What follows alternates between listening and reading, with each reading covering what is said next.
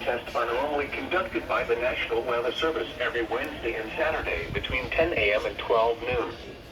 When there is a threat of severe weather in the area, the test is postponed until the first good weather day. Reception of this broadcast and the alarm tone will vary from place to place. This variability, normally more noticeable at greater distances from the transmitter, will occur even though you are using a good quality receiver in perfect working order.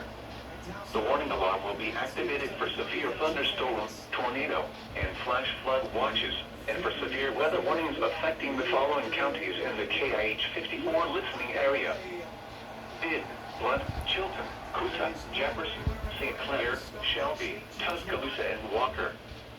This has been a test of the NOAA radio warning alarm device. We now return to our normal programming. Years ago, 20 years ago, World Cup was longer than